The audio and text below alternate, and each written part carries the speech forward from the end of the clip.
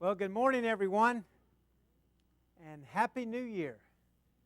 It is good to be here with you on this wonderful Lord's Day. After a few days away, it's always good to get back and get started again and excited about what this year is going to hold. As you can see on the board, we're going to be in Exodus chapter 33 today, and more than likely we are going to complete Exodus this morning. So let's get on with it so that we can actually do this. In the last time that we were together, we again saw the attitude and the personality of the Israelites. Israelites that had made a God for themselves because they were maybe scared, maybe they were confused, maybe they didn't know what to do next, so the only logical thing that they could come up with was to go back to the history that they spent in Egypt and make gods for themselves. And we saw the last time we were together the result of that. The Ten Commandments were broken because God told Moses to go down and correct the people. The Levites were chosen to go amongst their brothers and family members and kill a number of individuals that falsely worshiped another god. So, chapter 33, we begin the story where we left off. God had just sent a plague upon the Israelites because of their disobedience. And this is a response that the Lord tells to Moses in chapter 33, verse 1. The Lord said to Moses, "Depart, go up from here, you and the people whom you have brought up out of the land of Egypt, to the land which I swore to Abraham, Isaac, and Jacob, saying, to your offspring I will give it. I will send an angel before you, and I will drive out the Canaanites, the Amorites, the Hittites, the Perizzites, the Hivites, and the Jebusites. Go up to a land flowing with milk and honey, and I will not go up among you, lest I consume you on the way, for you are a stiff-necked people." All right, now this is the promise that was given hundreds and hundreds of years ago to Abraham in Genesis chapter 12. And again, Genesis chapter 15, and again given to Isaac, Jacob, and then finally Moses on Mount Sinai before he was told to go back to Egypt. This was the promise that the Israelites were going to be a nation, that they were going to be a separated nation, that God was going to be with them, that they were going to do amazing things, that they were going to go into a land flowing with milk and honey, that they were going to be as numerous as the stars in the heaven and the sea and the sand on the seashores, and that all nations on earth would be blessed because of the descendants of Abraham. Now we see a little bit of this story again unfolding. 400 years has been in the land of Egypt with bondage, but now because of their freedom, we see the story now is going to progress a little bit further down the road. And then we see the promise actually fulfilled in the time of Jesus, his death, burial, and resurrection. We see the promise really being fulfilled. But along that path, we're seeing stories of God's power and God's direction for his people. Now we see this wonderful example of God's power, his love, his long-suffering, that he wants his people to thrive. But it seems like on every turn that God says, okay, here's the opportunity for you to thrive. I'm going to give you everything that you need because I promised you this. I promised it to Abraham, Isaac, Jacob. And now you're seeing this fulfilled. And I'm giving you everything that you need. If you're hungry, I'm going to give you food. If you're thirsty, I'm going to give you water out of a rock. If you're overwhelmed because you're being overtaken by a force that's too powerful for you, I'm going to come and I'm going to destroy him. So he has, on every turn, shown that he wants them to make it, right? Now, has it been difficult? Is it difficult to go out into the desert and not have any water? Sure. Is it difficult to go out into a desert and not have any food? Sure. Is it difficult to go up against a nation that comes up behind you that wants to totally annihilate you and you don't have any weaponry or you're not prepared? Would that be difficult? Would that be frightening? Sure. So they've been put in these situations. And on every situation, they have fallen back to Egypt. Every situation, they keep saying, it would have been better if we'd been left in Egypt where there's graves. It would have been better if we'd been left in Egypt where there's pots of meat. It would have been better in Egypt if we were left there because at least there's water in Egypt. So even though God has given them the opportunity and shown them that He's going to be there, that He has the authority to take care of them, they have still grumbled, right? They have no doubt shown that they are a stiff-necked people. And we're going to see that this morning as we, again, look at the characteristics of the Israelite nation. Even though God has shown them over and over again that He's going to be there, He does put them in some situations where they have to rely on Him. But isn't that what faith is about? That we have to go through some things and rely on God and say, God, I don't know how this is going to turn out, but in the past you've taken care of us. So I think it's going to work out. So we're going to put our faith in you. But they're not to that point yet. Here we see again the promise given to these individuals from God to Moses. Again, remember, Moses has stood up to God. Last time we were together, God wanted to totally annihilate the Israelite nation at the bottom of the mountain because of their ungodliness, because they broke the first commandment, don't bring any gods. Don't bow to any gods. Don't make any images. And they broke that. So God's solution was, like He did in Genesis chapter 6, let's just totally annihilate everybody and start over again. Moses stood up, didn't he? He had the courage to stand up for his people and say, wait a minute, Lord, let's look at this. And he gave some pretty compelling arguments to the Lord, and the Lord relented. And He said, okay, this is what we'll do. I will continue to uphold my promise so that the Egypt and all the land will see that I'm a God that loves my people, so that they will trust in you. So now again in chapter 33, he goes back and he reassures the promise that was given that we are very aware of. But look what he says. He says in verse 2, I will send an angel before you, and I will drive out the Canaanites, the Hittites, the Amorites, the Perizzites, the Hivitites, the Jebusites. Go up to a land flowing with milk and honey, but I will not go up among you. And this is the first time that we've seen that. From the very beginning, when God appeared to Moses in the bush, it was always, when Moses would say, I can't do it, what did God say? I will go with you. I will be with you. I will drive out. I will do this. I will do that. I will send the manna. I will send the water. I will drive out the Canaan. I will drive out those individuals that go against you. But now, the Lord says, I will not go up among you. And why did He say that? Last part of verse 3. Because I might consume you. I might totally annihilate you again.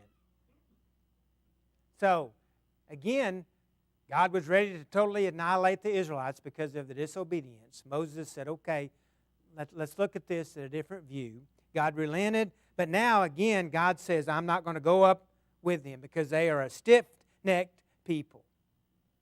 Now, is that a fair assumption of these people? Of course it is. My goodness. When you hear a person called stiff, is there any other translation besides stiff-necked? I don't think there is. I think that hit it right on the head, didn't it? They were a stiff-necked people. Have you ever known any stiff-necked people? Hard-headed people, yeah. Stiffness starts here and goes to the head maybe. I don't know what that means. But hard-hearted, yeah. We know, yes. Wait a minute, y'all are pointing at each other. I don't know what that means. I won't tell the people that are watching this who's saying that. They got it right, didn't he? He said, you guys are stiff-necked. I've given you all this proof. I've shown you my love. I've shown you the direction that I want you to go. I've given you a promise that is unbelievable.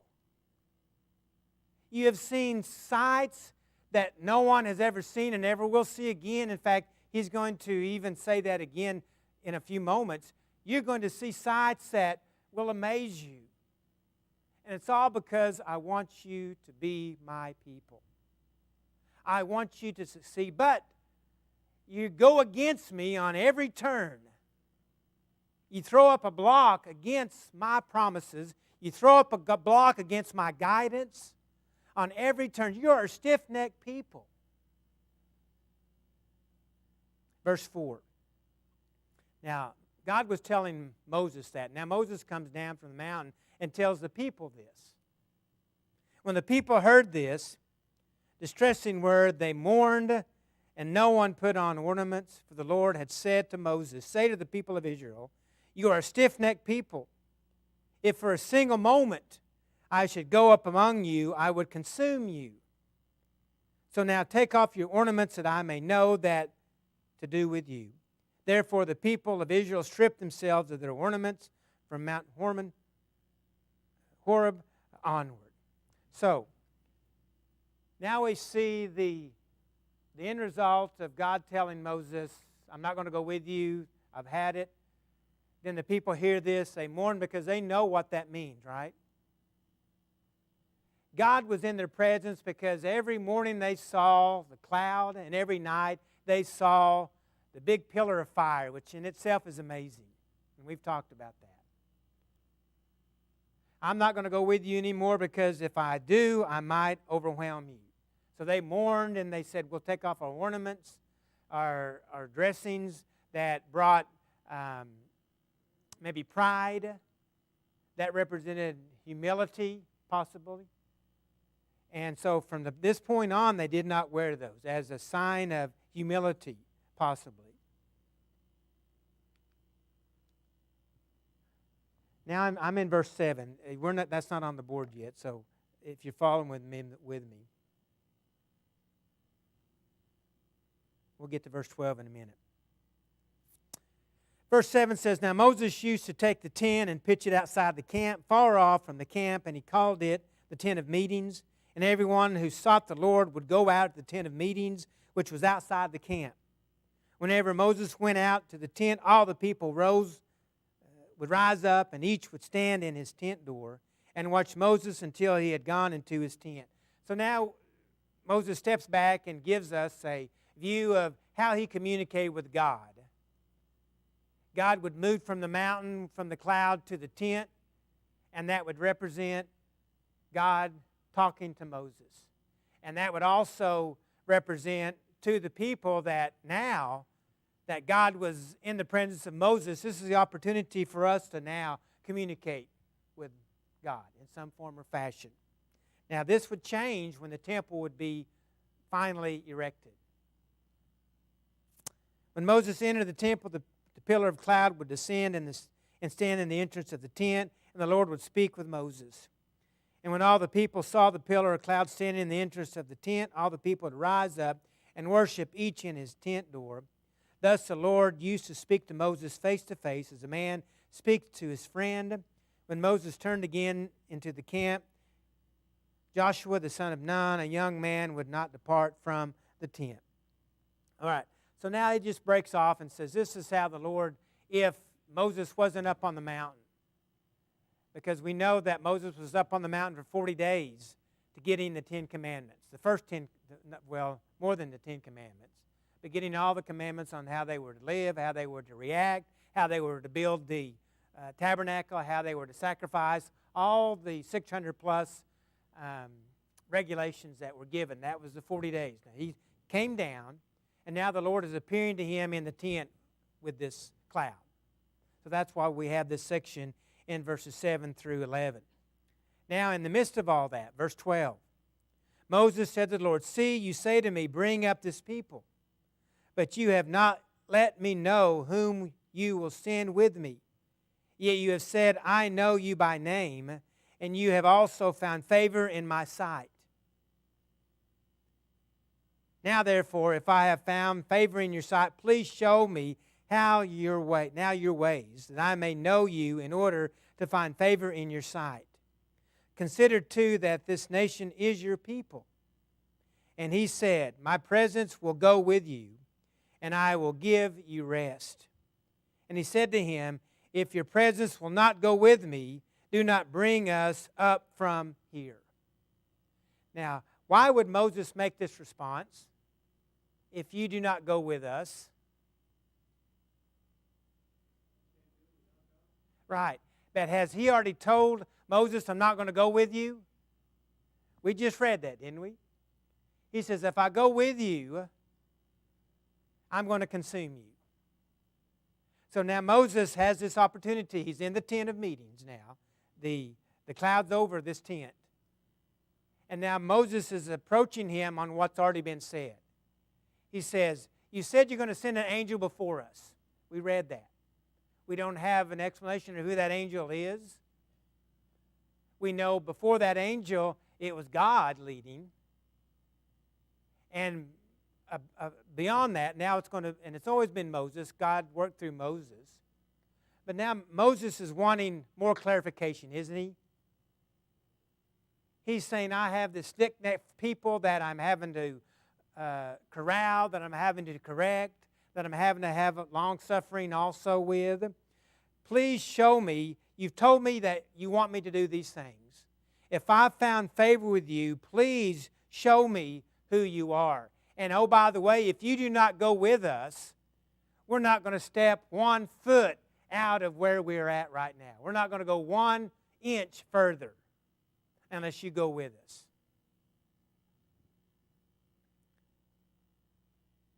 For how shall it be known that I have found favor in your sight? I am your people. It is not in your going with us so that we are distinct. I am your people, even though people of the face of the earth. So these are questions, as you can see in verse 16. These are questions that are being asked. How will people know that you are our God? How will people know that you're with us? Moses wants a sign. Has Moses had signs already? He has. He's had a number of them. So, he's wanting a sign from God. Verse 17. And the Lord said to Moses, "This very thing you have spoken I will do, for you have found favor in my sight, and I know you by name." Moses said, "Please show me your glory." Now, has Moses seen the 10 plagues? Wow, that's amazing. Go before that. Has Moses seen the burning bush? Has Moses seen the staff that turned into a snake? Has Moses seen his hand that was clean turned into leprosy and then turned back to clean? Yes. These are all amazing things that happen that represents God's glory, that represents His power to do these things. So again, Moses is wanting more clarification. Now, we can't hold this against him. Look at what Moses has went through. Moses has about 2 million people that are stiff-necked, that he's listened to his father-in-law now, so he's broke up divisions and he has elders over so many people, so he doesn't have all this pressure anymore. But he has all this on his shoulders. The promise that Abraham was given now is resting on Moses' shoulders.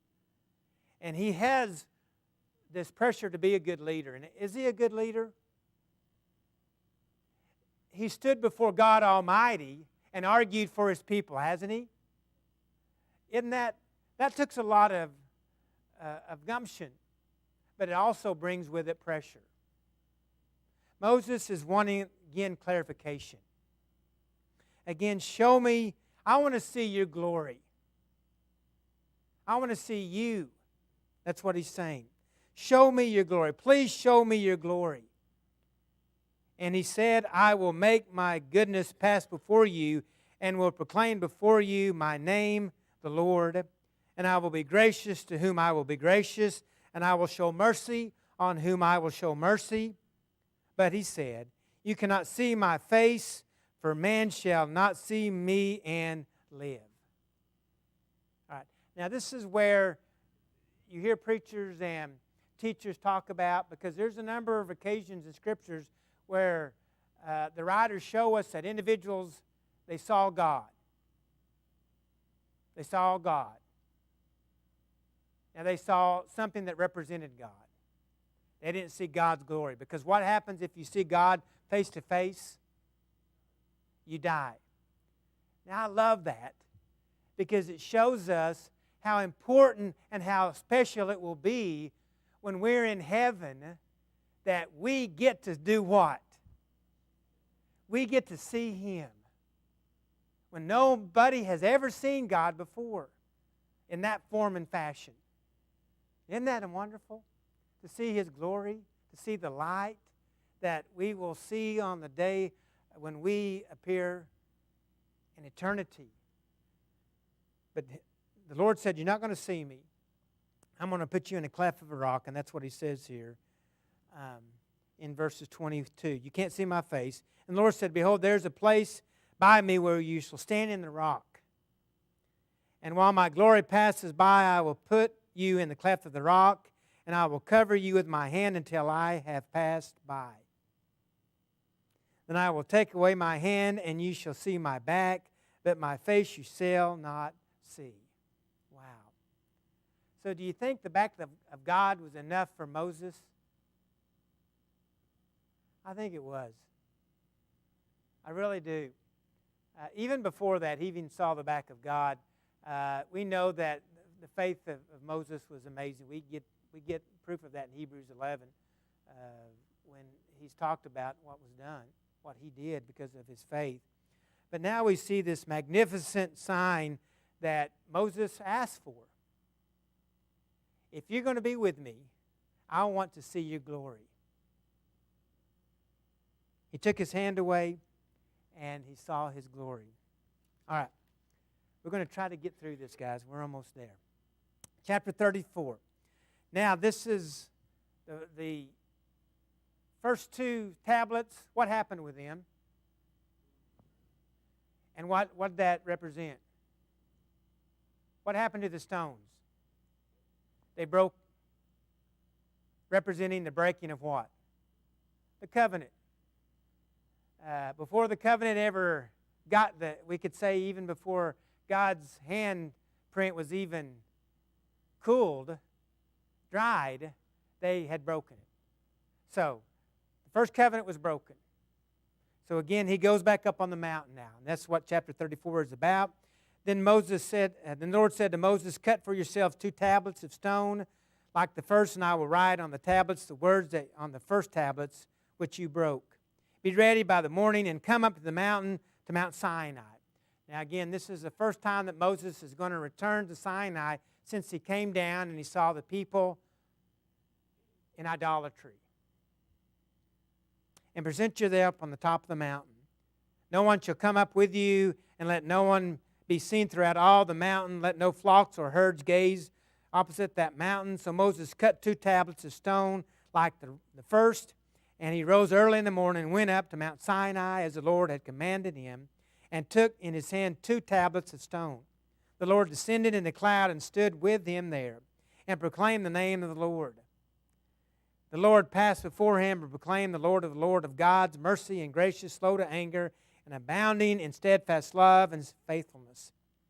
Keeping steadfast love for thousands, forgiving iniquities and trespasses of sins, but who will by no means clear the guilty, visiting the iniquities of the fathers of the children and the children's children, to the third and the fourth generations.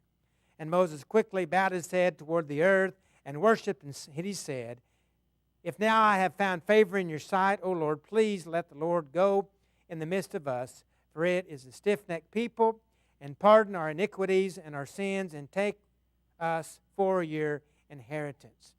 So now, just going back and reaffirming what was done. The first 40 days, now we're going to see again the new covenant in verse 10. The new covenant is renewed. Look at verse 11. Again, this is repeating what was already said. Observe this commandment.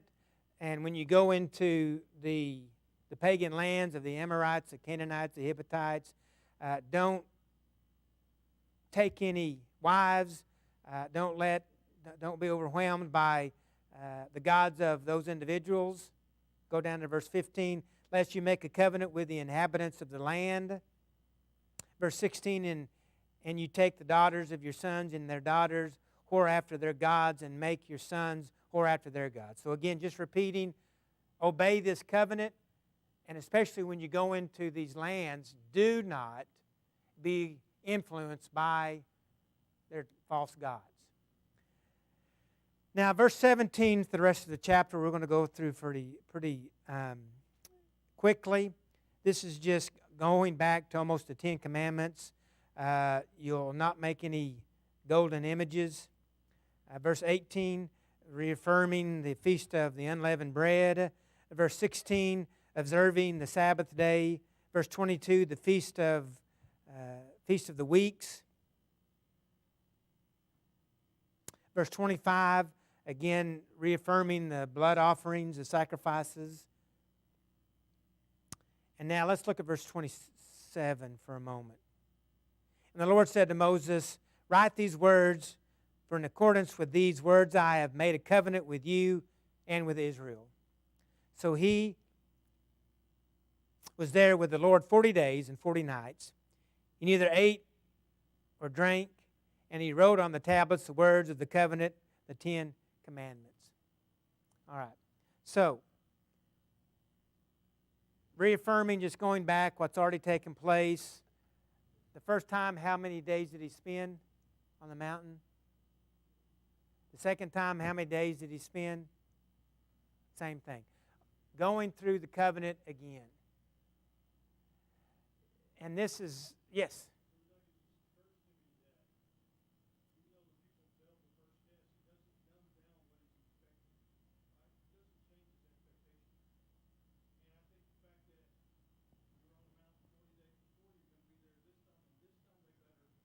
Yes. Yeah. Yeah, absolutely. And he didn't go up and say, remember everything I told you, just ditto. Did he? He said, I'm just going to magically write down what I wrote down before. They went through every step, 40 days, 40 nights, giving the Israelites again, like Rayford said, the opportunity to either do what was right. Now, some things transpired between the first 40 days and the second 40 days. Of course, there was a plague that killed thousands. The Levites had drawn swords and killed a bunch of people, so they had seen what happens, right? So again, 40 days. Now we get in verse 29, I'm glad that we have this representation. We're going down. All right, verse 29. This representation, it's not left out, of Moses ascending, because it shows what happened when Moses was with God. Again, Moses could not look upon the face of God, but he saw the backside of God. Now, whether or not that was a burning bush up on the mountain they heard the voice coming through, we don't know. We just know that Moses was on the mountain. He didn't see God face to face. He heard the words. He got the message. God wrote it down on the tablets. And being in the presence for 40 days, this is what happened. When Moses came down from Mount Sinai with the 2 tablets of the testimony in his hands, he came down from the mountain. Moses did not know that his skin of his face shone like he had been talking with God. Wow. Isn't that amazing? Now, can that happen today? If we spend time with Jesus, can people see Jesus in our faces? Now, we won't materialize a sun and shine like the sun, but we sure can spiritually shine like Jesus, can't we? In fact, does the New Testament tell us to do that? Of course. Yes, an inner glow. I like that. Yes, no doubt about it. In fact, the apostles, we talked about this last Sunday morning, the Sanhedrin is so overwhelmed with these two apostles that were standing before them because they took notice that they had been with who? Jesus. So sure it can happen. But this just shows us very clearly the episode that Moses had those 40 days. Must have been amazing. He saw the presence of God. Now, we don't see that the first 40 days, do we? If he did it the first 40 days, it's not represented. When Moses came down from the mountain, what did he face? He faced the calf with people joyfully rising up, glorifying that golden calf. So there was anger in Moses, wasn't there? Justified anger. He was furious. But we don't see the glow. Now, whether or not they left that out, I don't know. We can't speculate on that. But on this particular situation, we do know that the people recognized. And they saw something different about Moses. Now, should that have given people courage? What did it do to the people? It scared them to death. Yeah, it scared them to death. Aaron and all the people of Israel saw Moses, and behold, the skin of his face shone, and they were afraid to come near him. But Moses called to them, and Aaron and all the leaders of the congregation returned to him, and Moses talked with them. Afterward, all the people of Israel came near, and he commanded them all that the Lord had spoke with him in Mount Sinai. And when Moses had finished speaking with them, he put a veil over his face. All right, now, this would be a regular thing that Moses would do. In fact, you can go to 2 Corinthians chapter 3, verse 13. And Paul is talking to the church at Corinth, and he's saying the old covenant wasn't by any means what the new covenant is. It was imperfect. It was necessary, but it was done away with. And just to prove that, Moses could not show this glory of God. He had to veil his face because the people didn't understand it. They couldn't, it was frightening them. And rightly so, they did not know it yet because it was just a shadow of what was to come. So, Paul uses this episode of Moses veiling his face to prove a point. And oh, by the way, we are also supposed to radiate Jesus in our lives with unveiled faces, unveiled hearts. But, verse 33, Moses had finished speaking with them. He put a veil over his face. Verse 34, whenever Moses went in before the Lord to speak with him, he would remove the veil until he came out. And when he came out and told the people of Israel what was commanded, the people of Israel would see the face of Moses, and the skin of Moses' face was shining. And Moses would put the veil over his face again until he went in to speak with him. All right, now, did this radiance continue in Moses' life, or did it fade?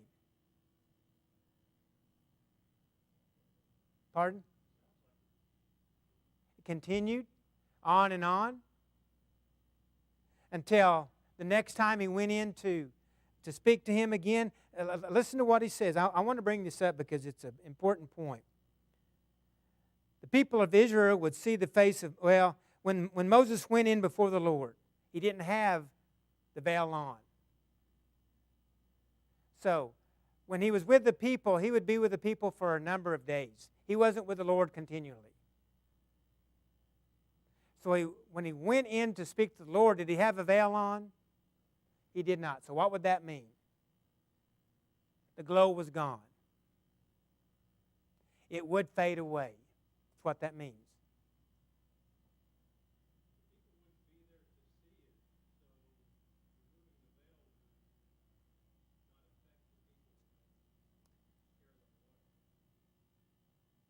But during the time that he was not in the tent of meetings, he was with the people.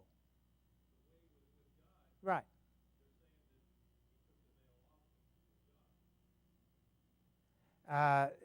It doesn't say he took it off. He says he put it on after he got finished speaking.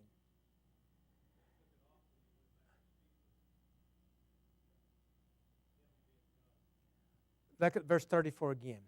Whenever Moses went in before the Lord to speak with him, he would remove the veil until he came out.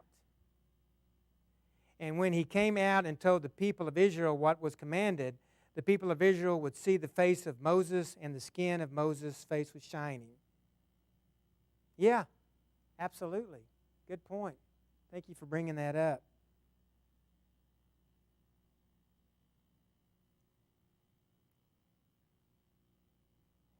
Verse 35, the end of verse 35. And Moses would put the veil over his face again until he went in to speak with him. I don't know why I thought it would fade. I'm going to look that up. Somewhere I thought that it faded until Moses went back.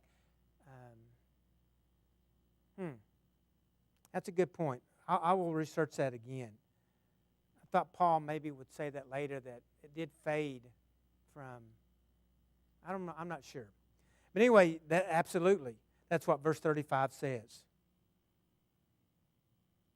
All right, 35, let's go to chapter 35, and we're going to go through these pretty rapidly now until we're done with Exodus. 35 is just Sabbath regulations again, contributing to the tabernacle, how they were to construct the tabernacle in the last part of chapter 35.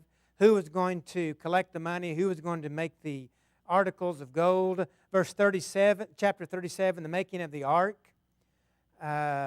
making of the table, the making of the lampstands. 38, the making of the altar of the burnt offerings, making of the covenant, chapter 38. Verse 39, making of the priestly garments. Chapter 40, the tabernacle is erected. And then the last part of chapter 40, verses 34 through 38, the end of Exodus, we just see the glory of God coming down, reassuring the Israelites of what was going to take place. And the representation of the law of Moses now is being given to the people, and now they're getting ready to leave with this in place. Now, we went through very rapidly in just a few minutes the articles of the tabernacle, and if you want to, you can spend some time and what they represent, and a lot of these are a shadow of what the New Testament is. And there are lessons that talk about what the innermost, what the table, what the mercy seat, what the blood, what they all represent in the New Covenant. And we might someday study those, but if you want a good study in your time, look at those, what they represent, what they are a shadow of. But we went through very briefly of them building the tabernacle, of how they're to carry the tabernacle, of how they are to worship, how they're to sprinkle, how they're to have their sins on a yearly basis put before the Lord. And now God is getting ready to send them off. Look at verse 38, last verse of Exodus. For the cloud of the Lord was on the tabernacle day and night, and the fire was in it by night, and the sight of the house of Israel throughout all their journeys. So this was going to be the center point for the Israelites' worship to God. For the wandering in the wilderness until Solomon would build the temple. This would be their center point of worship to God.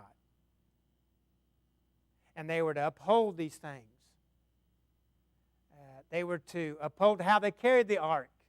We know that story, don't we? What happened when they carried the ark the wrong way? People died.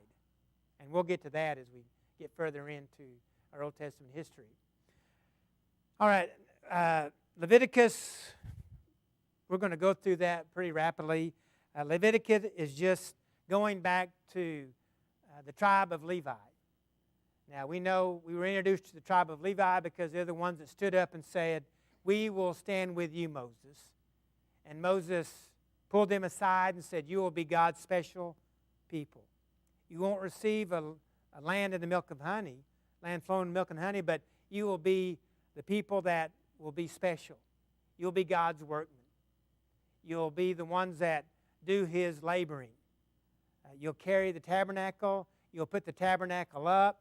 You'll be the line of priests that come to sacrifice. And all the tribes of Israel will give to you. Of all their prosperity, they will bring and give to you. You'll receive your inheritance by what they receive, but you'll work for me." That's exactly what the Levites do.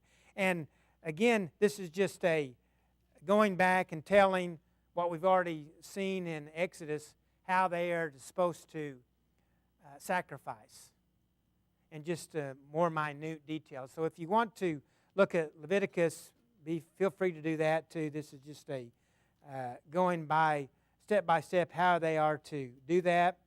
And then Numbers. We are going to spend a little bit of time in Numbers next week, and that's where we're going to begin our study next week in Numbers. What do you think Numbers is about?